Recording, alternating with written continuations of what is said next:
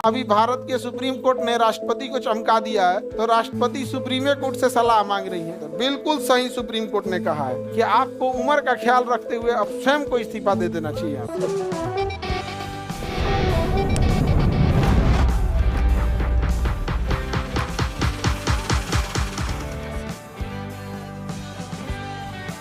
संविधान का क्या माना जाएगा?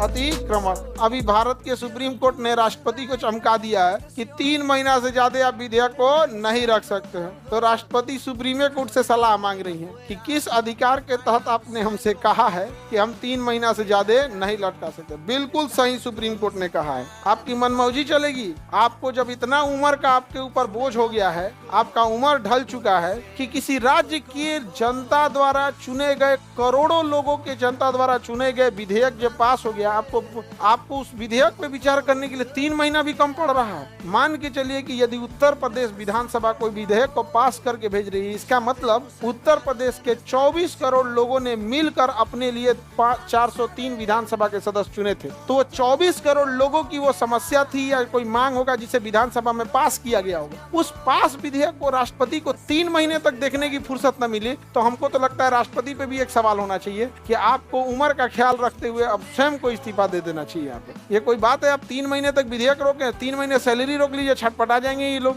ये गलत तरीका है। ये राजनीतिक जो वो हो रही है प्रतिद्वंदिता, ये देश को बड़ा दुविधा में लेके चला जाएगा। जिस तरह से मीडिया नंगा नाच रहे हैं, इतने बेशरम हो गए हैं सब ये चोट्टे सब। लाहौर घुस गया था सब, 3 फीट का माइक लेके अपने आप को अरस्तु का बाप समझ बैठा है सब। समझा गया कि नहीं आ गया? 250 रुपया का मिलता है 300 का माइक, अब बाकरगंज से 700 रुपया का मिलता है एगो में चोंगा। एगो 3 फीट पाइप ले लो, एगो चोंगा ले लो, एगो स्टिकर सटवा के रख दो पगला न्यूज। अब केकरो मुंह में कोच दो। ये ससुरा तो नहीं कुछ तरीका कर। आजकल इतने बड़का बड़का लेके घूम रहा है, दूरे से कोच दे रहा है। यहाँ नहीं समझ में आ गया? एक से एक मीडिया, अच्छा हल्लक में मुंह डाल के निकलवाता है। नहीं समझ आ गया?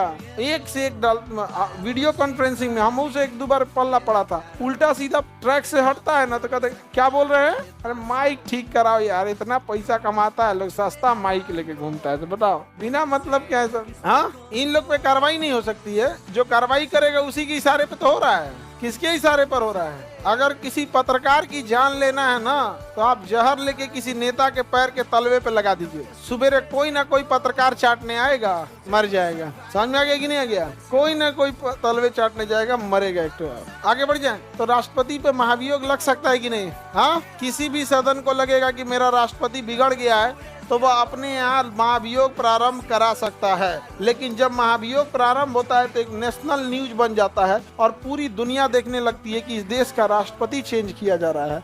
इसलिए जरूरी है कि कोई महाभियोग जैसे प्रस्ताव का खिलवाड़ न करे। महाभियोग जैसे प्रस्ताव का खिलवाड़ न करे। अब जैसे हम ही को कोई कहेगा लड़कों को सजा दीजिए, तो ये कितनी गंभीर बात है। पृथ्वी पर देवताओं को सजा देना साक्षात पृथ्वी को विनाश की ओर ढकेलना है। लेकिन अगर इन राक्षसी व्यवहार कर दिया सभी सब तो राक्षस। लेकिन अगर इन्होंने राक्षसी व्यवहार कर दिया तो सजा देना पड़ेगा। लेकिन इसके लिए जटिल प्रक्रिया प्रारंभ करना है। लेकिन स्वयं से हमसे तो ये गलती हो गई, ऐसी सब नहीं बोलना चाहिए पुरुषों के बारे में। पुरुष देवताओं को सम्मान करें ताकि पृथ्वी का कल्याण हो सके। समझ में आ गया कि नहीं आ गया?